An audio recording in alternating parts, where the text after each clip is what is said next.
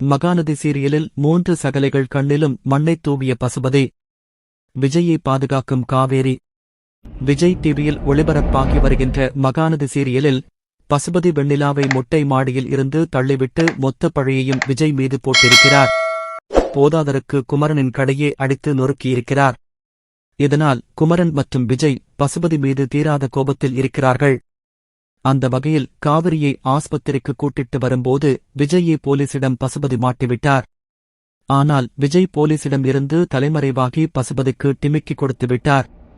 இருந்தாலும் பசுபதியை கண்டுபிடித்து உண்மையை போலீசுக்கு நிரூபிக்க வேண்டுமென்று விஜய் கோபமாக இருந்த நிலையில் குமரனுக்கு பசுபதி வந்த விஷயத்தை காவிரி சொல்லிவிடுகிறார். உடனே குமரன் கோபத்தில் பசுபதியை தேடிப் பார்க்க ஆரம்பித்துவிட்டார். அந்த வகையில் குமரன் கண்ணில் பசுபதி சிக்கியதில் அடிக்க ஆரம்பித்துவிட்டார். குமரனிடமிருந்து தப்பிக்க பார்த்த பசுபதியை விஜயும் மடக்கி பிடித்துவிட்டார். 2 பேரிடம் சிக்கிய பசுபதி அங்கிருந்து தப்பிக்கப் போகும்போது நவீனம் வந்து விடுகிறார்.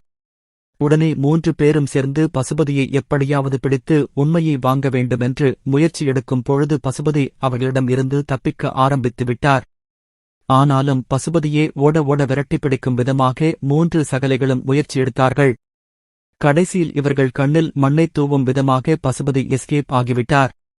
அடுத்ததாக காவிரிக்கு சரியாகிவிட்டது என்பதால் சாரதா வீட்டிற்கு வா என்று கூப்பிடுகிறார். ஆனால் காவேரி இன்னும் நன்றாக சரியான பிறகுதான் வீட்டிற்கு வருவேன், அதுதான் கங்கா அக்காவிற்கும் சரியாக இருக்கும் என்று சொல்லிவிடுகிறார். பிறகு சாரதா கூப்பிட்ட விஷயத்தை விஜய் இடம் காவேரி சொல்லுகிறார். ஆனால் காவேரி போகாமல் இருக்கும் பட்சத்தில் விஜய் சந்தோஷப்பட்டுக் கொள்கிறார்.